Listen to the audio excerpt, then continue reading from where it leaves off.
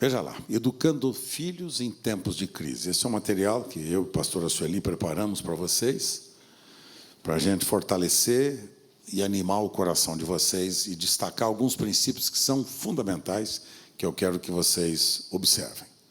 A promessa que Deus tem para cada um de nós. Vocês notaram, primeira coisa que viram nesta manhã, que tudo aquilo que as crianças veem, elas repetem.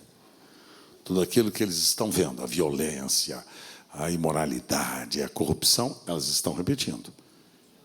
Elas estão repetindo. Elas estão vendo alguém fazer isto. Estão vendo o marido bater na esposa, a esposa desonrar o marido, os filhos desonrando os pais. Eles estão repetindo aquilo que eles estão vendo. Porque o celular é um instrumento de formação de vidas. É lá que nós formamos ou deformamos as pessoas. É a sua casa. Na medida que você ama a sua esposa, seus filhos amarão muito a sua esposa, a mãe deles. Na medida que você honra seu marido como mulher, seus filhos honrarão muito o pai deles. É a lei da causa e do efeito. Então, educando filhos em tempos de crise. Texto de Isaías, capítulo 65, verso 23, para que leiamos todos juntos, diz-nos o seguinte: não trabalharão debalde, nem terão filhos para perturbação, porque serão posteridade bendita do Senhor, e os seus descendentes estarão. Esta é a promessa do Senhor, para mim e para você. A promessa do Senhor para mim e para você. Se vocês não têm esse material, estou vendo aqui os nossos cooperadores, se você não tem, só levantar a sua mão, nós vamos entregar. Se você não tem, aqui filhão, aqui na frente, ó, deixa a mãozinha levantada, isso. Se você não tem este material, deixa a mão levantada, não tem, né, o folheto, né, que eu estou compartilhando, só deixar a mão levantada, eu vou entregar lá nas suas mãos. Mas a responsabilidade nossa é trabalhar com nossa família. E a Escritura diz assim que nós não vamos trabalhar em vão, não vamos trabalhar debalde. E não vamos ter filhos para perturbação, nossos filhos não serão para perturbação, serão para a alegria, para a felicidade do nosso coração e para a bênção nesta sociedade tão miseravelmente necessitada. Nossos filhos serão a posteridade bendita do Senhor, e os seus descendentes estarão com eles. Quer dizer, os netos e bisnetos também estarão com eles. Isto quer dizer que meu trabalho, o seu trabalho, é edificar bem a nossa casa, começando da nossa relação conjugal, para que a relação conjugal agora se manifeste através de modelo que crie na vida dos nossos filhos e da nossa família, um modelo capaz de incentivá-los a repetirem este modelo.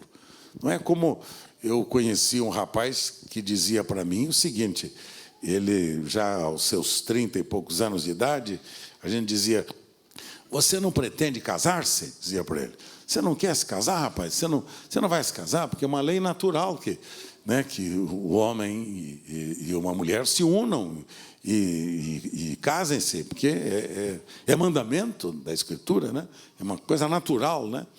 Aí eu disse para ele: você não pretende? Ele disse assim: não, pastor, eu não pretendo me casar, porque eu não quero repetir aquilo que eu vi dentro da minha casa. Como a minha mãe desonrava e desrespeitava o meu pai, como meu pai tratava a minha mãe, e como os meus pais me educavam. Parece que eles eram 4 ou 5 irmãos, e ele foi um deles que, porque os pais saíam para trabalhar, e quando a mãe saía para trabalhar, porque os filhos, né, meninos, crianças, naturalmente queriam sair, queriam brincar, queriam jogar bola, ela os amarrava, os prendia numa corrente num pé de uma mesa. Um lar que se chamava cristão, que de cristianismo não tinha nada. Sim, ele disse: eu não quero. Eu não quero jamais. Ele tinha pavor. Pensar em casamento para ele era sinônimo de desgraça e maldição. Então, nossos filhos são filhos que são dados a nós para que eles se transformem numa posteridade bendita, abençoada do Senhor. E na introdução que lhes faço aqui, estou lhes lembrando aquilo que já acabei de falar, mas vou repetir. Deus, na sua infinita misericórdia, bondade e sabedoria, instituiu a família e nos constituiu pais, com a responsabilidade de cuidar de nossos filhos. Filhos são herança do Senhor, e o fruto do seu ventre, o seu galardão. Salmo 127, verso 3.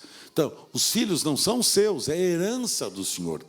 É do Senhor que foi colocado à sua disposição, para que você cuide bem de seus filhos e faça deles homens e mulheres benditos. Posteridade bendita do Senhor. Nesses tempos em que nós vivemos, o que temos visto é que a época é dificílima para criarmos os nossos filhos. Muito difícil, vocês sabem disso. E eu oro a Deus que o Senhor capacite vocês, capacite os meus filhos, né? Porque eu também tenho 16 netos, vocês sabem disso.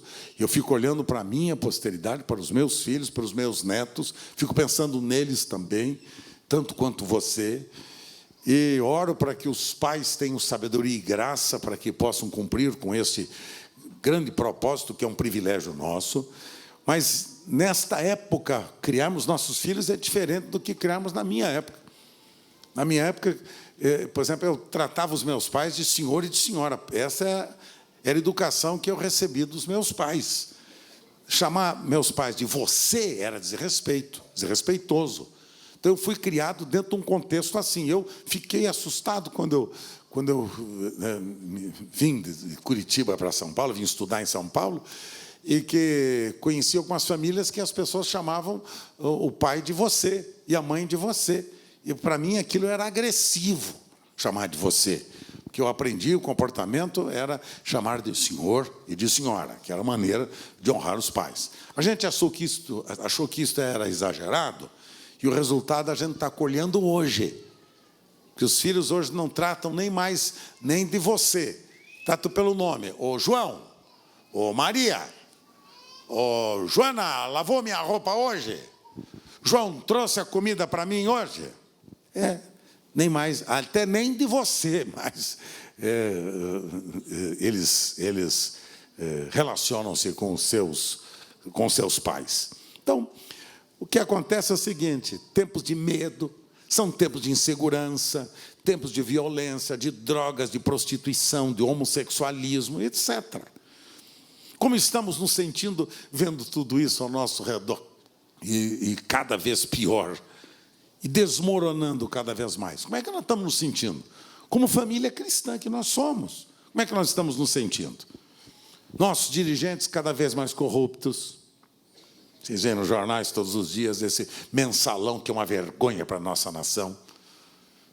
Tivemos um ex-presidente, mas reconhecidamente líder da bandidagem no Brasil, para a tristeza nossa, que não quer dizer se é PT, se é PSDB, se é PMDB, não estou falando nada disso, estou falando de pessoas, de dirigentes, mas dirigentes que organizaram-se em verdadeiras máfias, em verdadeiros grupos de bandidagem, que está aí, a justiça está aí toda mostrando os resultados. Nossos dirigentes cada vez mais corruptos, o maior valor é cuidar de si mesmo e acumular bens materiais. Os pais estão muito preocupados em cuidar bem de si mesmos, das suas necessidades e carências, e vê-las supridas. Esse é o grande propósito. A cada instante diminui o respeito que um deve ter pelo outro, os pais pelos filhos e vice-versa.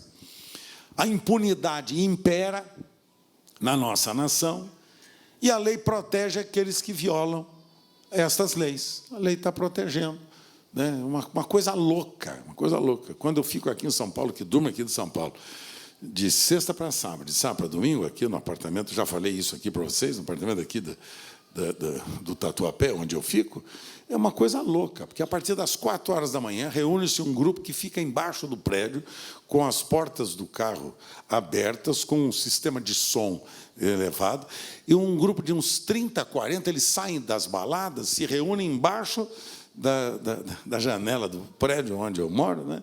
Embaixo, e lá, hoje eles foram até às 7 da manhã. Até às 7 da manhã. Fui obrigado a chamar a polícia, 190. A polícia veio, baixaram o som, ficou um silêncio danado. A polícia foi embora. Aumentaram o som e continuaram. Tinha até um de cadeira de roda. Tinha um cadeira de roda. Não sei se ele já é deficiente ou é fruto de alguma violência, não sei. Mas eles estavam brincando com ele, cara. Corriam pela rua, fora assim, corriam pela rua. E o prédio onde estou, ali em frente, ali o Colégio Drummond, ali no condomínio Europa, ali, 7º andar ali. Ali a gente não consegue dormir. Eu não sei o que fazer, está dizendo para a Sueli hoje, não sei o que fazer. Onde é que eu vou ficar? Na vida. Onde é que eu vou ficar na vida? Porque a partir das 4 da manhã não se dorme mais em São Paulo. Em Atibaia está igual agora. Organizaram ali 3 ou 4 casas dessas baladas, tá? E aí eu fui falar com o prefeito. Sabe o que ele disse? Estamos desenvolvendo em Atibaia um polo turístico. E nós queremos desenvolver um polo turístico. Eu falei, mas tudo bem, e pergunto uma coisa, e o número de viciados em drogas vai aumentar? Porque quando é ou no domingo de manhã, ou na segunda-feira, quando você passa pelas ruas, é camisinha jogada nas ruas, litros de vodka jogados com garrafas de uísque, coisas desta natureza. Eu disse, e a violência, e as drogas, e coisa.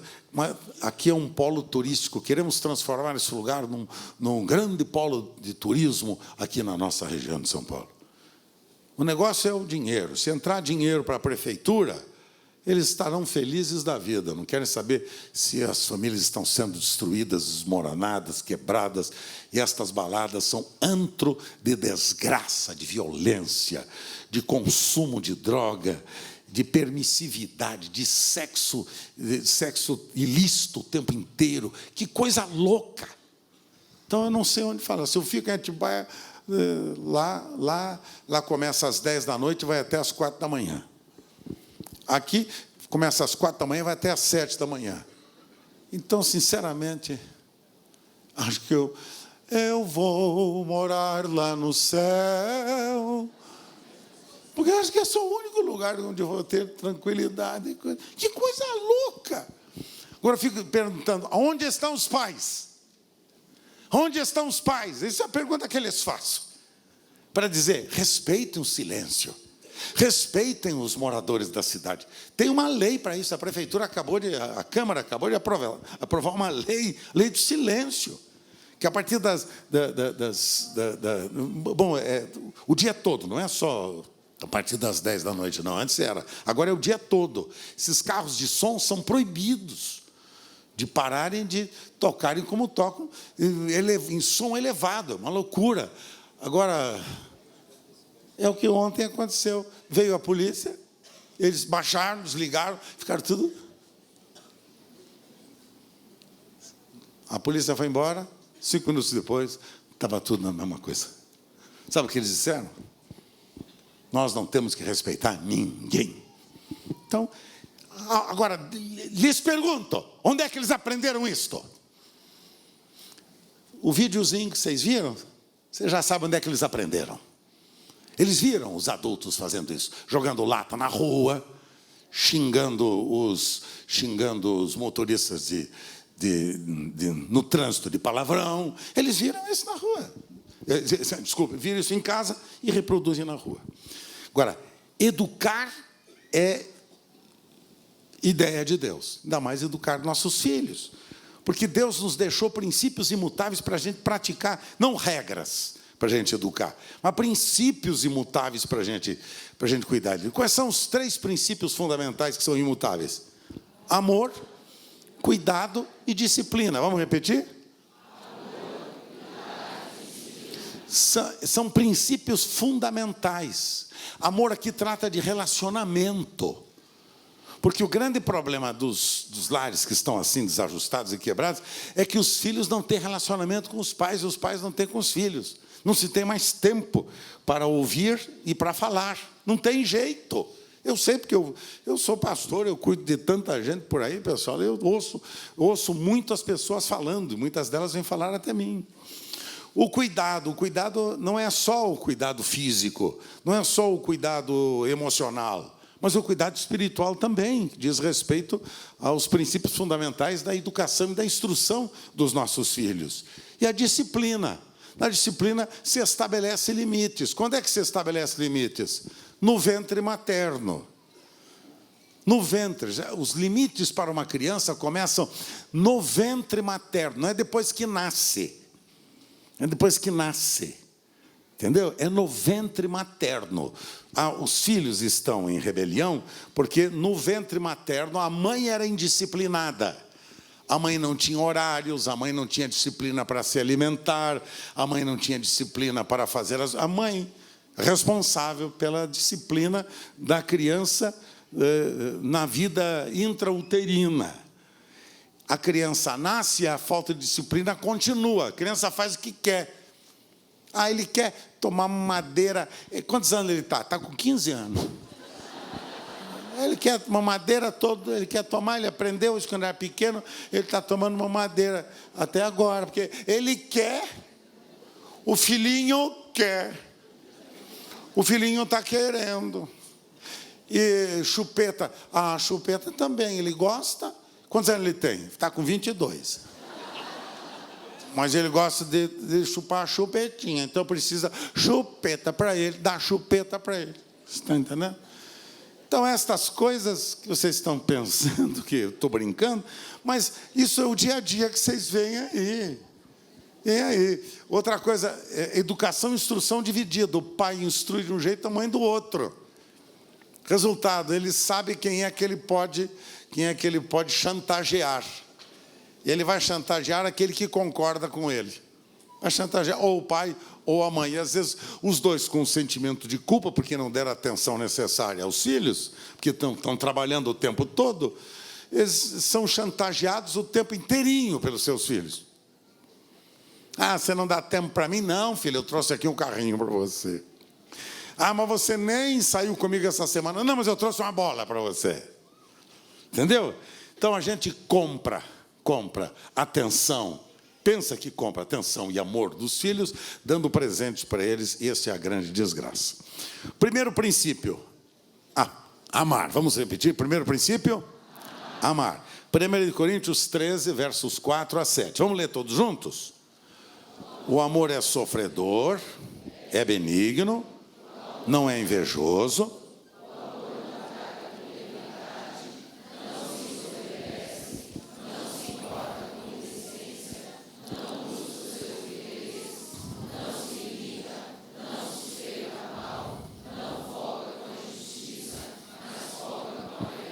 Amém?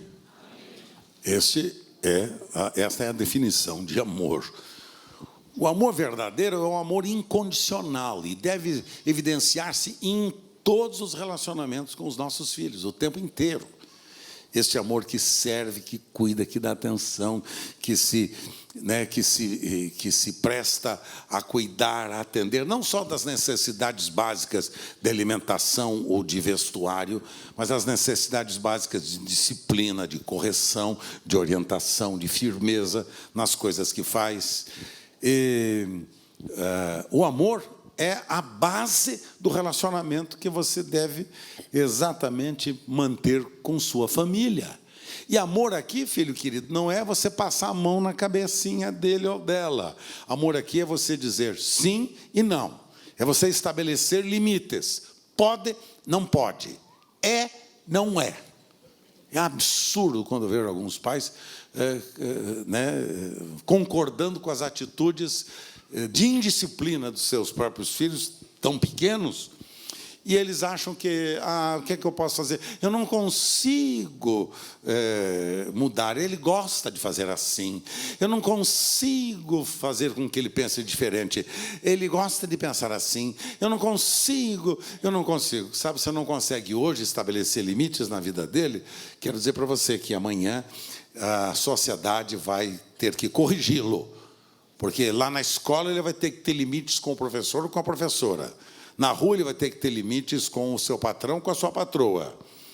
Na sociedade vai ter que ter limites com a justiça, com a polícia. Então, quando você não ensina a ter limites dentro da sua casa, ele vai expressar a falta de limites lá fora. Por que a nossa sociedade está assim? Porque os lares é que estão assim.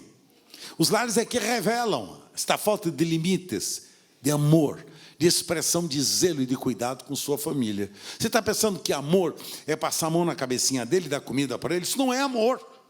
É sua obrigação. Uma obrigação. Amor é serviço. Amor é cuidado. Amor é atenção. Sem amor, estou dizendo, nós vamos caminhar no escuro, sem qualquer indicação que nos diz o que fazer com respeito aos nossos filhos. Sem amor, nós vamos ter a incapacidade de conduzi-los mesmo até a Jesus, porque eles querem saber como é que funciona esta fé que nós dizemos que queremos que eles tenham também. Quando nossos filhos não se sentem amados, eles são inseguros, ansiosos e têm baixa estima. Porque eles sabem que não são amados.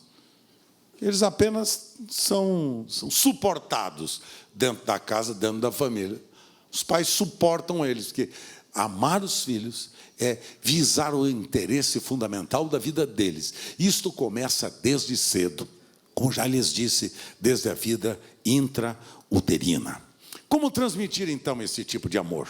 Algumas ideias para vocês. Primeiro, tempo de qualidade. E o livro de Deuteronômio, capítulo 6, verso 7, diz assim: e as ensinarás a teus filhos as palavras de Deus, e delas falarás assentado em tua casa, andando pelo caminho, deitando-te e levantando. Tempo de qualidade, quer dizer, é concentrar o tempo que você programou para ele.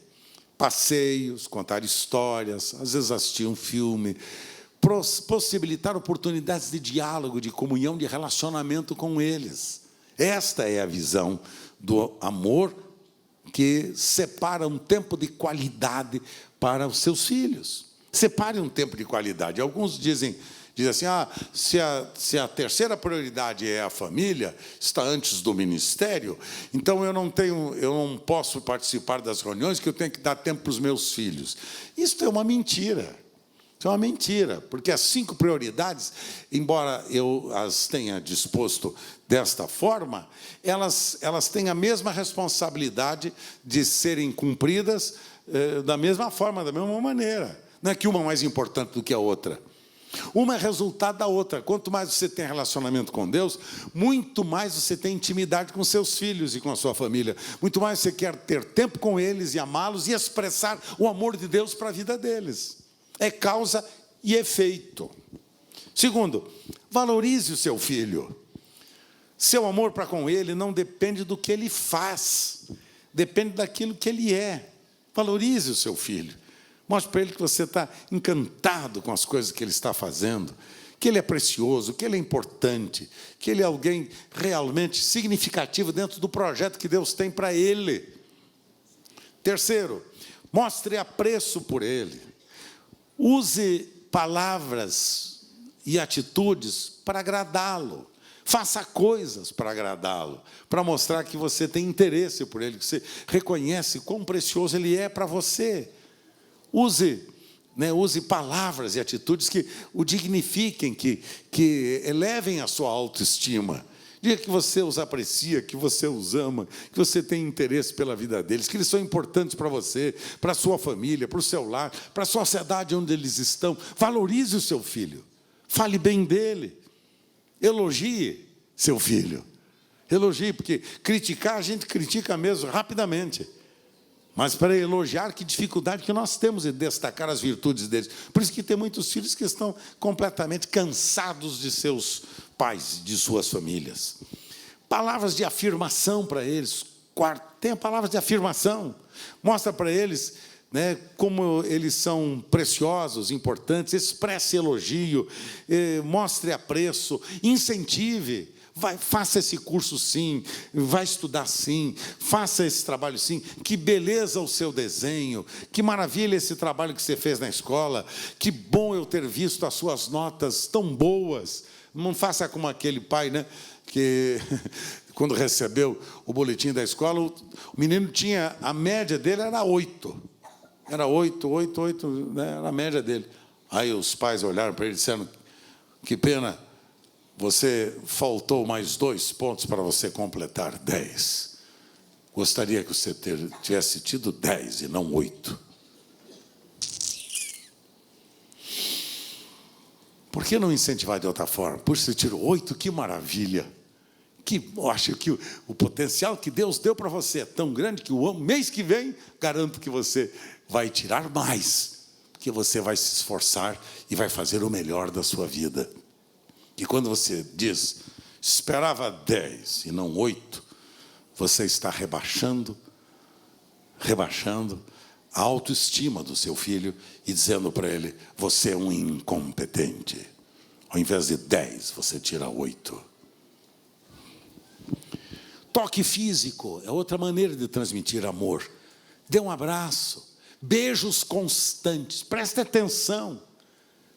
Traga para perto de você, dê beijo, abraço, olho no olho, palavras de amor, um toque de amor para com ele. Não só quando eles são pequenos. Faço questão de fazer isso com os meus netos o tempo inteirinho. Eu e Sueli, a gente faz isso o tempo todinho com os nossos netos. Traz para perto, olho no olho, abraço, beijo. Vocês são importantes, preciosos. Deus levantou vocês nesta geração, constantemente. Estamos fazendo isso com os nossos netos e com os nossos filhos. Vocês vão ser importantes, preciosos. Vocês vão poder alcançar os projetos de Deus, sim. Continue, faça assim, vá em frente. Que maravilha! E o toque, o abraço, bastante beijo. Beije bastante. Beijo não faz falta. Não pergunta para mim se eu gosto de beijar. Porque eu sou um pastor beijoqueiro, gosto de beijar. Reflita o modo como é que ele gosta de receber amor, porque quando ele chega na idade de adolescente, às vezes eu vejo, né, que os meus netos estão maiores do que eu, né? Aí eu chego, já vou dar um beijo dele. Né, porque é a idade, é natural dessa idade, dos adolescentes, né? Porque, ainda mais se está na frente de outros, meu Deus do céu. Aquele homem barbudo vindo me abraçar, me beijar. Ai, meu Deus do céu. Entendeu como é que é? Beija, abrace, calma. Eu, quando vejo isso, daí que eu trago eles. Oi, carinha, vem aqui com o vô. Né, Carlão? Cadê o Carlão que estava aí? Eu vi o Carlão aí. Ah, está ali, né, Carlão? Veja, o Carlão está maior do que eu já. E sabe o que é que eu faço com o Carlão? Esse meu neto querido? Eu procuro sair com ele uma vez por semana. Vamos sair junto, comer um sanduíche fora, bater um papo, trocar umas ideias. Vamos falar de amigo para amigo. Ele é um dos meus mais preciosos obreiros que Deus tem me dado. É um discípulo amado que Deus tem me dado nesta comunidade. Pega o Carlão, sai com ele.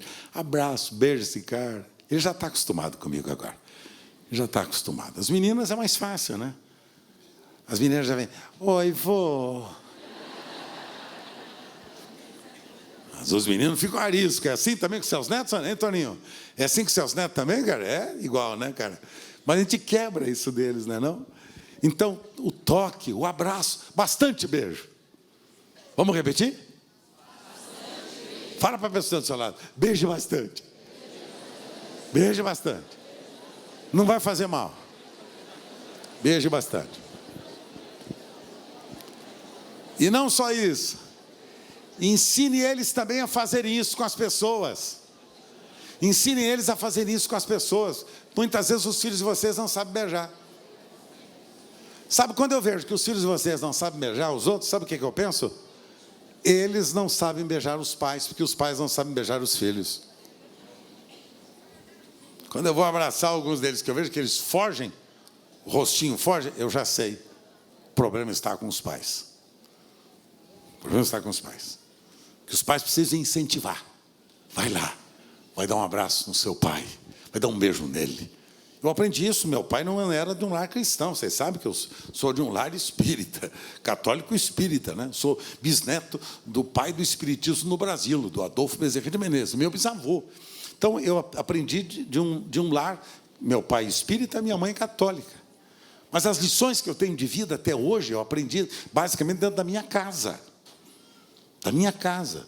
Que meu pai, quando chegava, eu lembro até hoje, ele chegava no final da tarde e minha mãe já tinha preparado um lanchezinho para ele, uma coisa assim, né? Meu pai era um empresário bem-sucedido. Ele vinha, ele sentava à mesa, né? Sentava à mesa, eu gostava que ele tirava o paletó, e tudo, ele era todo elegante, bonitão, mais alto do que eu, né? Bem mais bonito que eu.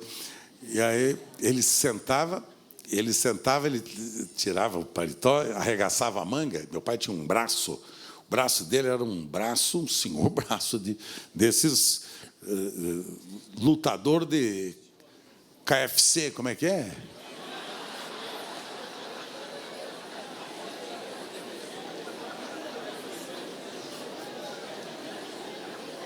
UFC? Só errou a primeira letra. UFC.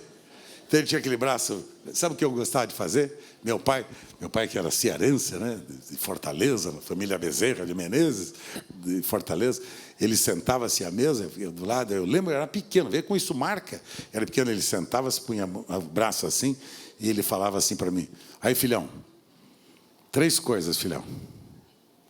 Um abraço, um beijo e um cheiro.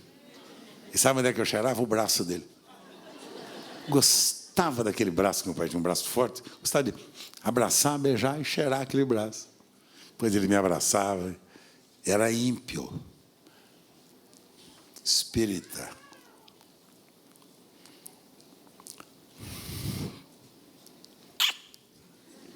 Oi. Aprendi isso na minha casa. Um abraço, um beijo e um cheiro.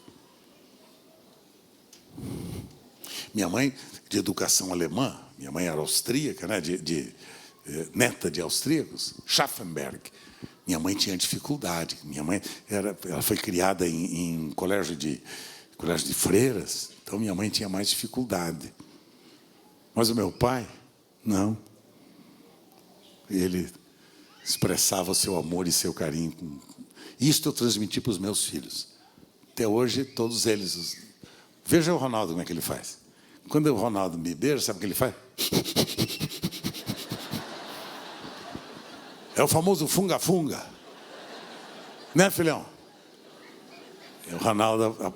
Meus filhos aprendem. E o deputado? Igual, 2 metros de altura, o deputado grandalhão, do jeito que ele está.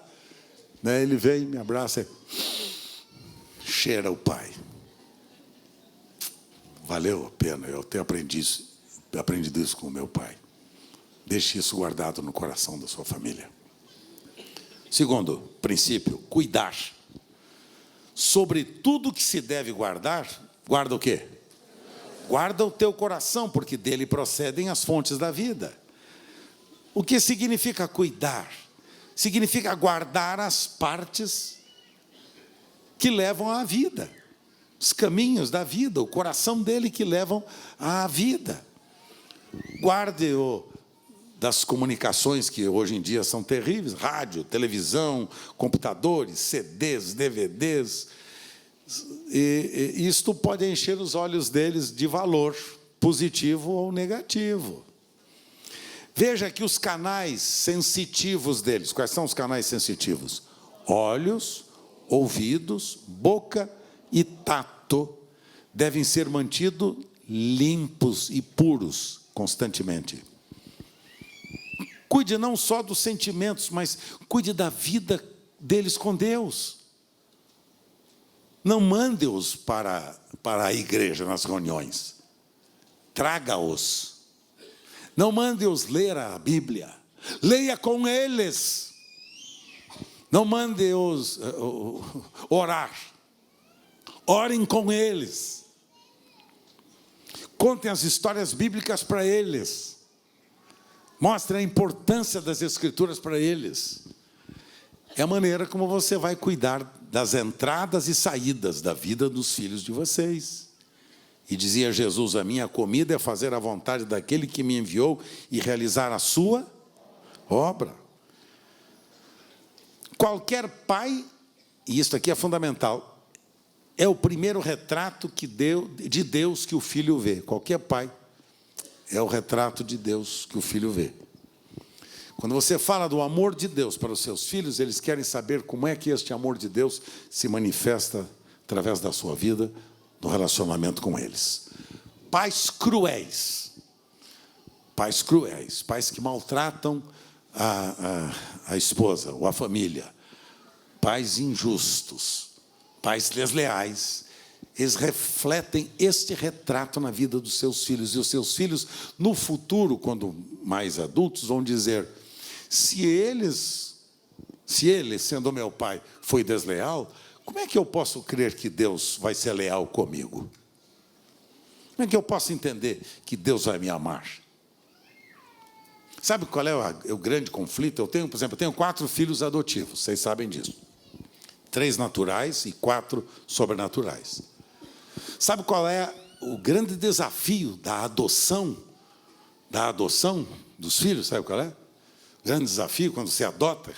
Sabe qual é o grande desafio? Sabe qual é o grande desafio? Não é amá-los somente. É ensinar eles a amarem você. Porque eles têm uma deficiência nesta área. Eles se sentem inseguros. Eu tive filhos, por exemplo, 2 deles foram abandonados pela própria mãe. Então, o que é que eles pensam? Eles pensam assim: se minha mãe que me gerou me abandonou, você acha que esse cara barbudo desse jeito vai me amar? Você acha que ele vai? Será que um dia ele não vai me abandonar também? Quando você adota, o grande desafio é que eles o adotem também. Porque você o adota como filho. Muitas vezes eles não adotam você como pai e como mãe. Sabia disso? Sabe por quê? Por causa desta lembrança. Minha mãe me abandonou. Minha mãe fez um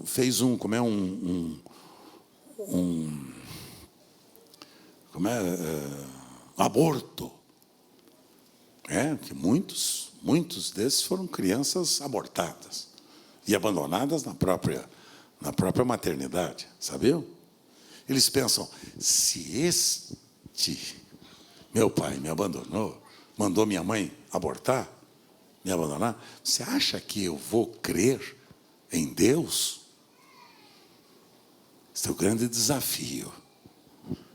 É fazer com que os seus filhos, levar seus filhos a crerem que o amor seu é a expressão do amor de Deus pela vida deles. Que você se interessa por eles como Deus se interessa por eles. Que você os quer bem como Deus os quer bem. Que você dá a vida para eles como Deus dá a vida para eles. Vocês estão entendendo isso? Esse é o grande segredo. E na adoção, se você pensa em adotar, lembre-se, muitas vezes você os adota. Eles não adotam você. Por quê? Porque são maus? Não, são inseguros. Medo de serem rejeitados. Medo de repetir-se na vida deles a história do nascimento deles. Por isso é um trabalho intenso. Só Deus sabe. Trabalho intenso para levá-los a serem amados e a sentirem-se amados como Deus os ama, a fim de que eles possam, de igual modo, agir com vocês. Interessante que é diferente do filho natural. Os filhos naturais não pensam assim. Tenho 3 filhos naturais. Eles não pensam assim. Eles se entregam e se entregam. Quando, às vezes, um dos filhos naturais tem um problema, uma dificuldade financeira, pai, me ajuda aí, que esse mês a coisa está ruim para o meu lado. Tem aí um jeitinho de me dar um... Não tem, filho? Vamos lá, vamos ver aqui. O pai vai dar um jeitinho para você. Sabe os adotivos? Os adotivos passam por crises, por lutas, e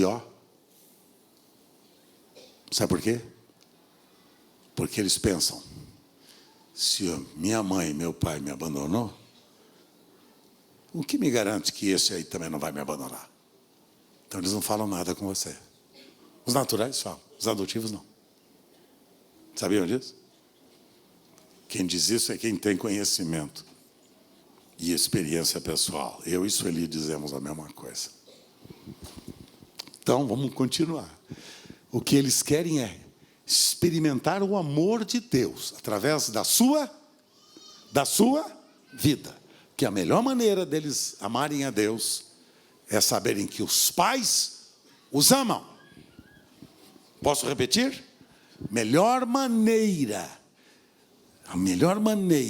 deles amarem a Deus é saber que os pais os amam como Deus os ama. É assim que funciona. Tem muita coisa, não tem, pessoal? Ah, meu Deus do céu.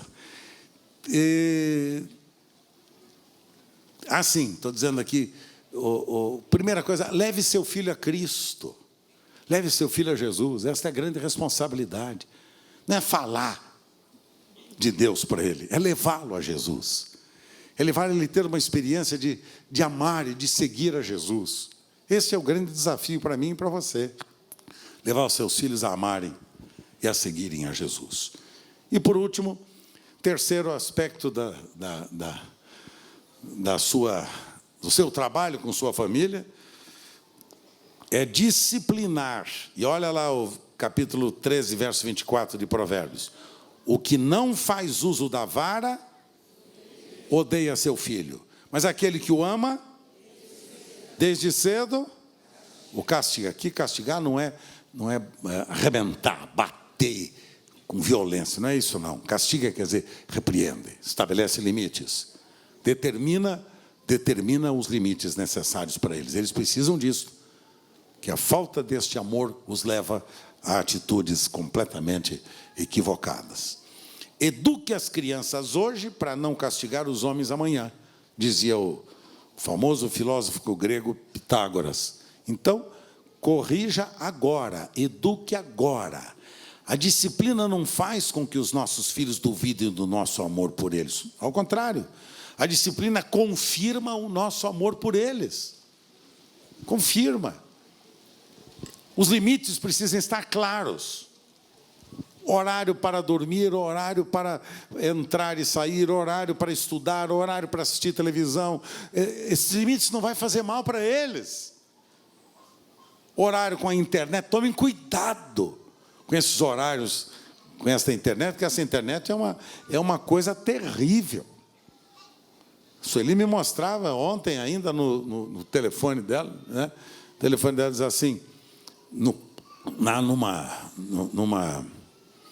um dispositivo lá diz assim, como é que é? Vida diária com Deus. Está escrito assim, vida diária com Deus. A Sueli falou, puxa, legal, quero saber sobre a vida diária com Deus. Clicou, vida diária com Deus, apareceu 3 ou 4 casais convidando para sexo grupal. Está isso, pastora Sueli. Mostrou e disse, é isso aqui, porque eu não conhecia, por isso que eu não uso essa porcaria. Para quê? Se eu tenho a secretária que pode usar. Não é verdade? Para que eu vou me...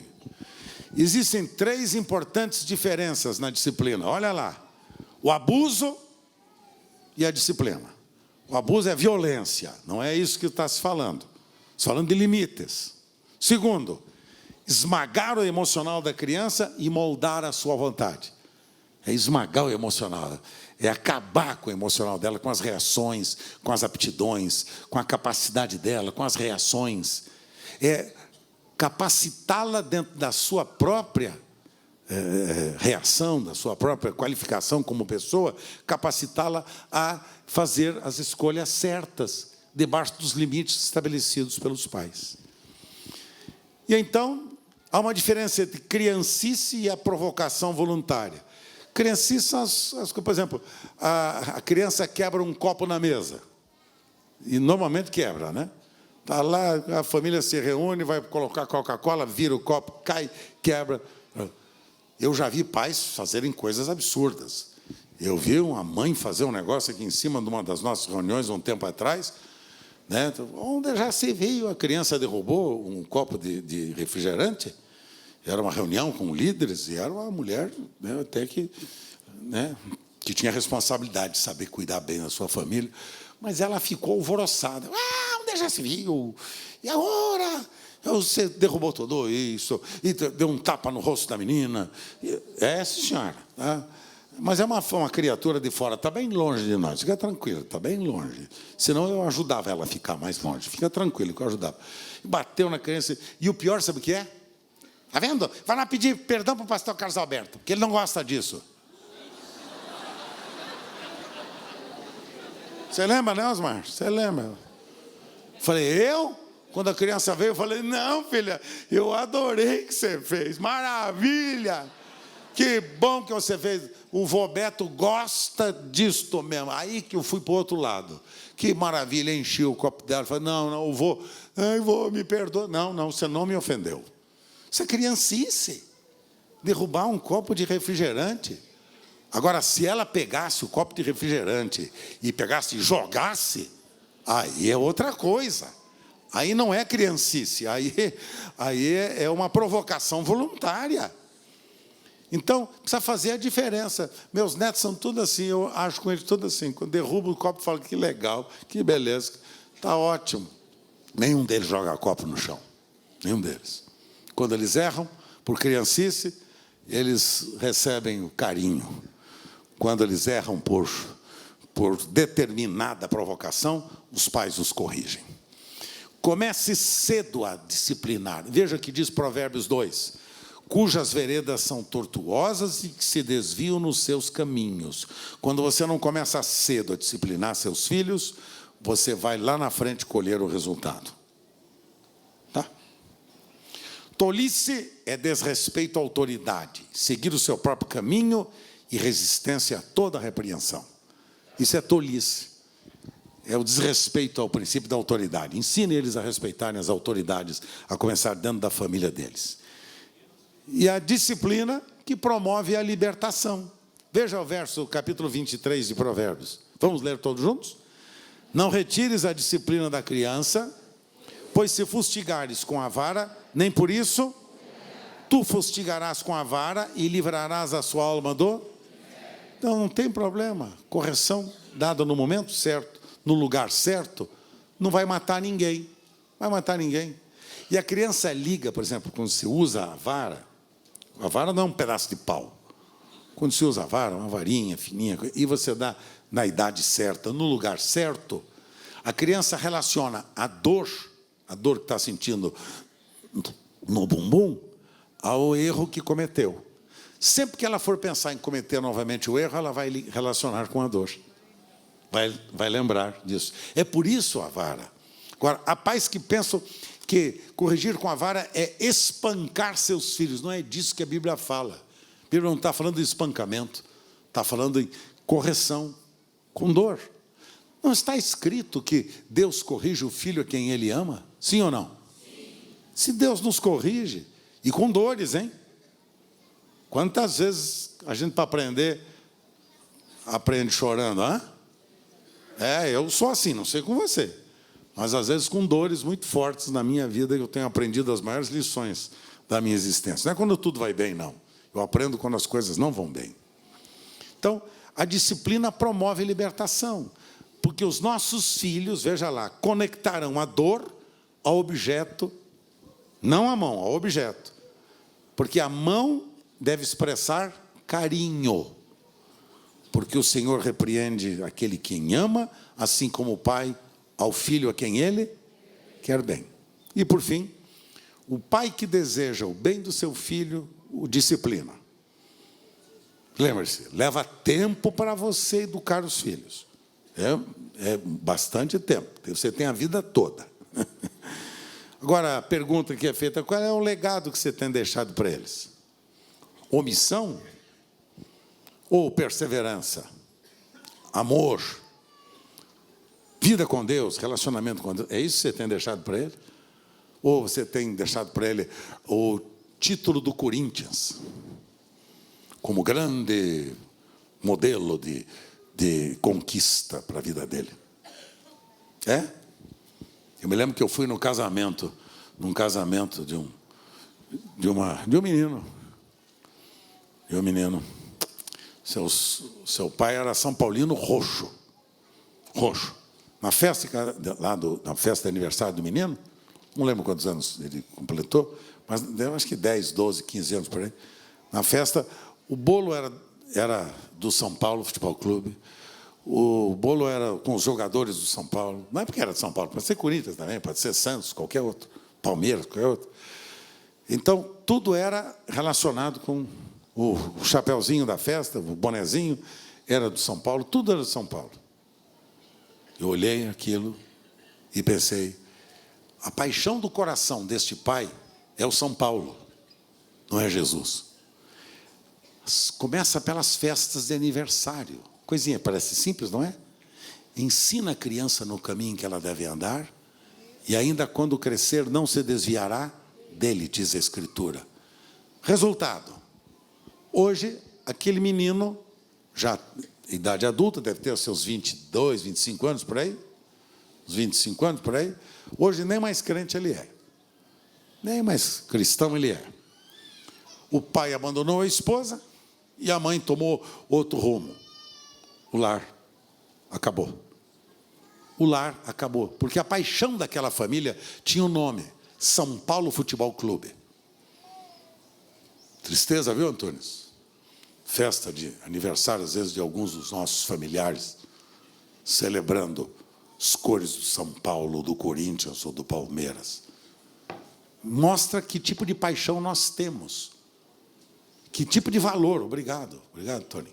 Que tipo de valor nós damos para as coisas. Se o seu valor está centrado sobre o São Paulo, você vai colher exatamente o resultado disso na sua vida. Parece coisinha tão simples. Mas se você celebra o aniversário dos seus filhos com uma expressão de gratidão a Deus pela doação da vida, pela bênção deles serem chamados para continuarem o seu ministério, para eles serem os instrumentos que Deus vai usar nesta geração. Se você realiza a festa de celebração do aniversário da sua família, dos seus filhos, né, com gratidão a Deus, e mostrando a eles o responsável pelo dom da vida, ensinando eles a honrarem a Deus, a honrarem os pais, a honrarem os amigos, honrarem os familiares, os avós, os tios, as tias. Estimule seus filhos a esses valores da família. E não futebol. E não futebol. Porque aquilo que você valoriza é aquilo que você vai ter.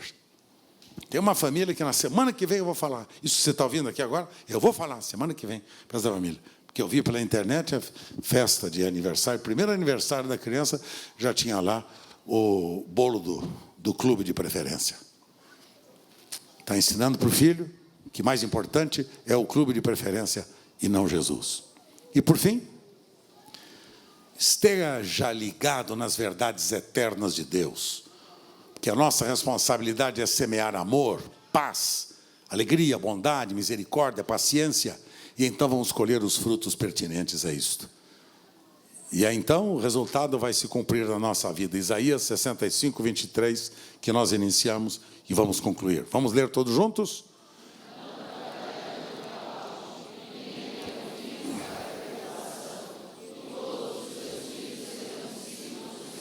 Todos os teus filhos serão discípulos do Senhor. E a tua paz, e a paz deles, será abundante. Que o Senhor guarde a família de vocês.